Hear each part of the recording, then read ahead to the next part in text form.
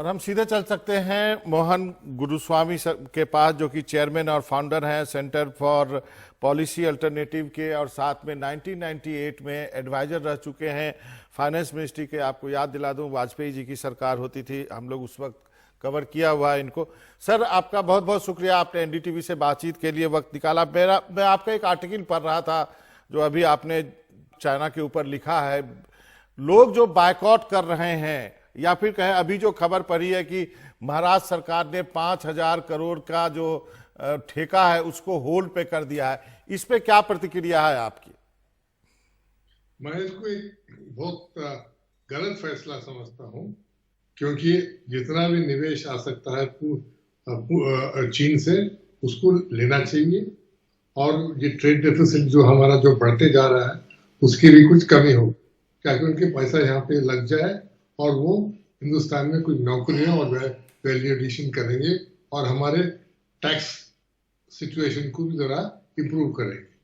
और पता जहां से पैसा आता है वो कुछ फर्क नहीं पड़ता है, अमेरिका से आए या ब्रिटेन से आए या चीन से आए या रूस से आए, पैसा वही लगता है जो बिजनेस में लगता है, और उसमें लोग का फायदा है, हिंदुस्तान का फायदा है।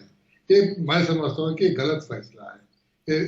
इस समय खासतौर हमें इन्वेस्टमेंट की ओर देखना चाहिए, जहां से भी इन्वेस्टमेंट आए उसको हम लेंगे। चीन का इन्वेस्टमेंट हो तो क्या फर्क पड़ता है।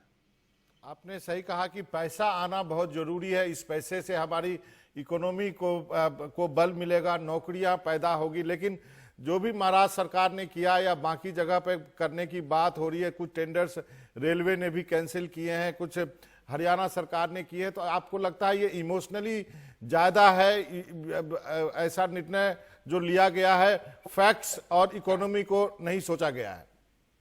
नहीं, ये निर्णय जो हुए ये इमोशनली लिया गया है। हालांकि जो रेलवे के जो प्रोजेक्ट्स हैं वो वर्ल्ड बैंक फाइनेंस है। अगर आप पैसा वर्ल्ड बैंक का लेना चाहते हो तो लोएस्ट बिडर को देना पड़ेगा। अगर आप लोएस्ट बिडर को नहीं देना चाहते हो तो वर्ल्ड बैंक का पैसा उनको वापस चुका देना। ये सिंपल। जहाँ पे महाराष्ट्र का सवाल है वो ऑटो कंपनी बिजली इलेक्ट्रिक कार्स की फैक्ट्री लगाने वाली थी, और वहां पे पहले जनरल मोटर्स की फैक्ट्री होती थी तालेगांव पे। अगर वो फैक्ट्री बंद पड़ा है, अगर उस फैक्ट्री में कुछ काम करवाना है, उस फैक्ट्री में जो वर्कर्स है उनको कुछ काम देना है, तो ये फैक्ट्री आनी चाहिए, लगनी चाहिए। हमने देखा पहले नोकिया की फैक्ट्री मद्रास के बाहर थी, वो बंद रह गई और बंद ही रही। उसके बाद कोई आया नहीं लेने को, क्योंकि जितने दिन फैक्ट्री बंद होती है उतना ही मुश्किल है उसको फिर दोबारा स्टार्ट कर। आपने बहुत अच्छी बात कही कि इन फैक्ट्रियों में काम शुरू होना चाहिए, और जो बंद हो जाती है बंद ही हो जाती है। और ये जो सौदा रद्द किया गया है, इलेक्ट्रिक कार बननी थी। दूसरी बात, जो तस्वीरें भी दिखा रहे हैं, लोग चाइनीज प्रोडक्ट का बायकॉट कर रहे हैं, कोई टीवी जला रहा है, कोई कुछ कर रहा है, इस पर आप क्या कहना चाहेंगे? मैं इसमें कुछ नहीं कहना चाहता, ये निजी मामला है।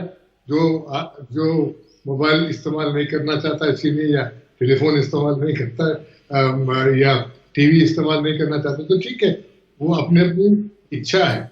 इच्छा, उस पर तो कोई रोक लगा नहीं सकते और लगाना भी नहीं। इसमें जनता की फैसला हो। मगर WTO के कानून के अनुसार हम जिससे, और चीन भी उसमें WTO के कानून से हम पाबंद है, किसी मुल्क का हम लोग इंपोर्ट या एक्सपोर्ट नहीं रोक सकते। तो जो चाइना के जी सर, चाइना से आएगा तो अगर उसका दाम बराबर है और यहाँ पे हिंदुस्तान में इंपोर्टर है तो वो जरूर इंपोर्ट कर सकते हैं। अगर लगाम डालना है, लगाम लगाना है तो इंपोर्टर पे लगाइए। जो चाइना है और हमारा जो ट्रेड है सर, वो काफी मिसमैच है। मतलब जो चाइना, जो अब से हमारा जो डेफिसिट है $50 बिलियन का है, चाइना से एक्सपोर्ट जो होता है $68 बिलियन का चाइना करता है इंडिया को, इंडिया करता है $17 मिलियन का। तो इसको क्या भरपाई कर सकते हैं? क्योंकि हमें भी आने वाले दिनों में सक्षम तो बनना ही चाहिए एज ए नेशन। ये इसलिए होता है क्योंकि चीन की उत्पादन के लिए इस देश में मांग है। आज जो हिंदुस्तान में सारे लैपटॉप और डेस्कटॉप कंप्यूटर है, ये सारा चीन से आता है, सारा। और हमारे जो मोबाइल स्मार्टफोन्स हैं ये भी ज्यादातर चीन से आता है। कुछ 2-4 कंपनी है, दो कोरिया वाले और दो ताइवान वाले जिनका मोबाइल भी आता है, मगर उसकी उतनी बिक्री नहीं है जैसा जितना चीन की मोबाइल फोनों की बिक्री होती है। इसलिए क्योंकि उनका दाम कम है और हमारे जो कस्टमर्स हैं देश में जो खरीदने वाले हैं वो दाम भी देख के खरीदते हैं, क्योंकि फैसिलिटीज तो वही है। अगर आप आईफोन लेना चाहते हैं एप्पल कंपनी तो उसका कोई माल नहीं मिलेगा आपको हिंदुस्तान, सारा का सारा चीन में बनता है। तो आप उसको चीनी माल का समझोगे या अमेरिकी माल? माल तो चीन में बनता है। अगर आज माल जाएगा चीन से और जो माल आता है चीन से तो ज्यादातर बाहर से भी आता है उनको। मलेशिया में आईसी बनता है, ग्लास कहीं और बनता है, इंटीग्रेशन कहीं और होता है। चीन में फाइनल असेंबली होता है। जो ये फ्लैट टॉप टीवी जो आते हैं ये सैमसंग और सोनी कंपनी से चीन में उनकी फैक्ट्री होते हैं, उनका माल भी उतने देश से जाता है, चीन में असेंबली होता है। इसलिए चीन में असेंबली होता है क्योंकि वहां पे लेबर डिसिप्लिन है, काम करता है और कम वेतन देने से काम करता है। हमारे जो दिक्कतें हैं हमारे लेबर फोर्स में वो वहां पे नहीं है। तो सर हम भी जो है 1990 तक इंडिया चाइना की जीडीपी जो थी वो बराबर थी। उसके बाद चाइना ने बहुत पहले लिबरलाइजेशन शुरू किया, हमने लेट से किया। तो अब हमारे पास होपफुल चीजें क्या है, आशा की किरण क्या है? क्या हम आत्मनिर्भर हो सकते हैं? हम तो हो सकते हैं मगर एक दिन में तो नहीं हो सकते। ये लंबा काम है, लंबा कार्रवाई है। सोचना चाहिए क्यों नहीं आ रहे, क्यों यहाँ पे विदेशी पूंजी नहीं लग रहा है, क्यों यहाँ पे फैक्ट्री स्थापित नहीं हो रही, इसके बारे में सोचना चाहिए। आज एक बड़ा फैक्ट्री लगाना तो जमीन खरीदना भी मुश्किल हो गया, क्योंकि आपने इस तरह लेजिस्लेशन ला लिया पिछले सरकार ने कि अगर 1 लाख का जमीन है तो उसको अब 6 लाख पे करना पड़ेगा।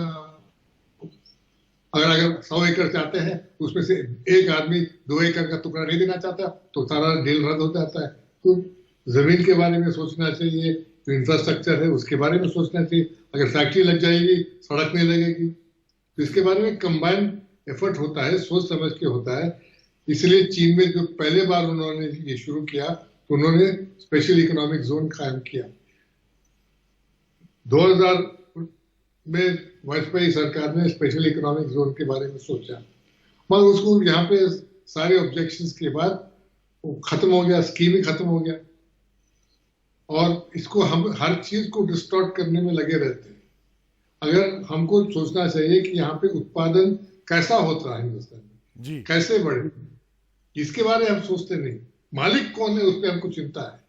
ये पोटैटो चिप्स कौन बनाता है उस पर हमको चिंता है। पोटैटो चिप्स कैसा बनता है, कहाँ बनता है, उस पर हमको कोई फिक्र ही नहीं है। सही कहा आपने। तो इसके बारे में दोबारा सोचना पड़ेगा। मोदी जी इस बात को समझते हैं मगर शायद उनके दल में और आरएसएस में ज्यादा लोग समझने वाले नहीं है। और अब जो वो विपक्ष में जब थे वो हर चीज का मुखालिफत करते थे, अब जो कांग्रेस बैठा हुआ है वो अभी हर चीज पे वो मुखालिफत करते हैं। इस तरह राजनीति अगर चलेगी तो किसी बात पे सहमत नहीं होगी। सही कहा आपने। और बवाल खड़ा हो जाता है, हर छोटी छोटी बात पे बवाल खड़ा हो जाता है। सही कहा सर आपने कि निश्चित रूप से एक सबको मिलजुल कर बैठकर एक नीति बनाने की जरूरत है। मोहन गुरुस्वामी साहब, आपने वक्त निकाला एनडीटीवी इंडिया से बातचीत करने के लिए, आपका बहुत बहुत शुक्रिया सर।